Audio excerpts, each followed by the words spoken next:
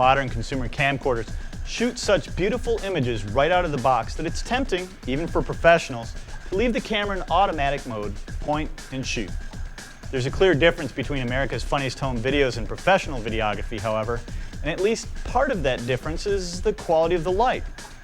In this TechKnow segment, we're going to briefly explore how color temperature of light affects what the camera records, and how a few fundamental, pragmatic techniques can make your video look more professional.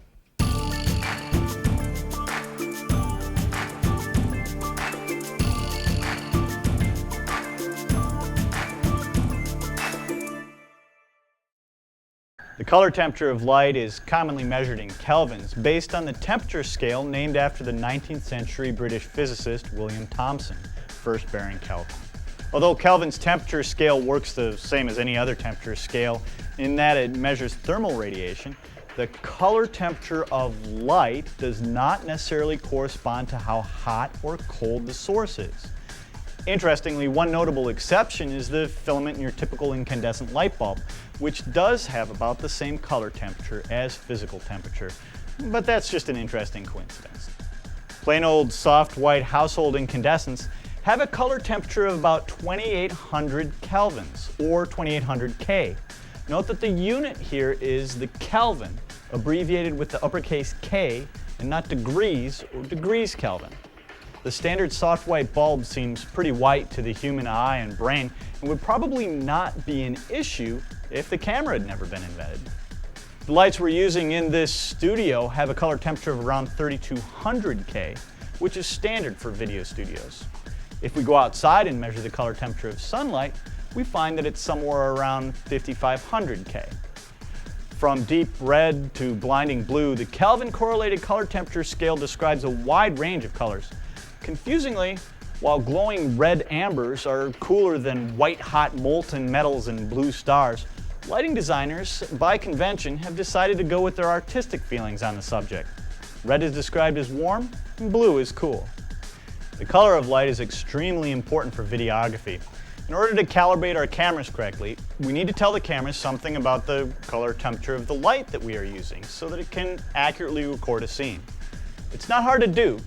After our lights are set up, we get out a white card, zoom in on it, and push the white balance button, which essentially tells the camera this is white. In our controlled studio environment with our 3200 K lights, there really isn't anything more to it. If we head outside into the 5500 K light of the early afternoon, we want to recalibrate the camera again and white balance. Let me show you what I mean.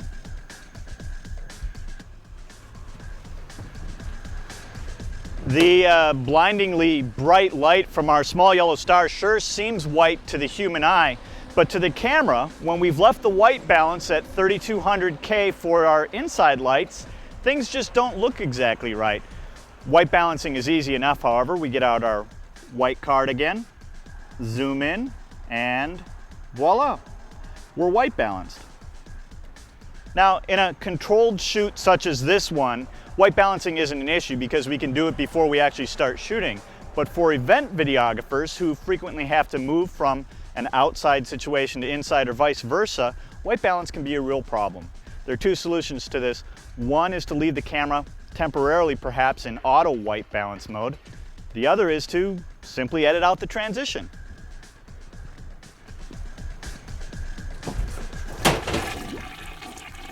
Most consumer camcorders default to an automatic white balance mode. The only serious downside to this is that you can definitely see the white balance shifting around and breathing in uncontrolled lighting situations, and sometimes under fluorescent lights. It's almost always a good idea to at least lock down the white balance when you shoot. A more serious issue, and one of the primary reasons why amateur video often looks so gray and washed out, is that a number of different color temperature lights illuminate a single scene.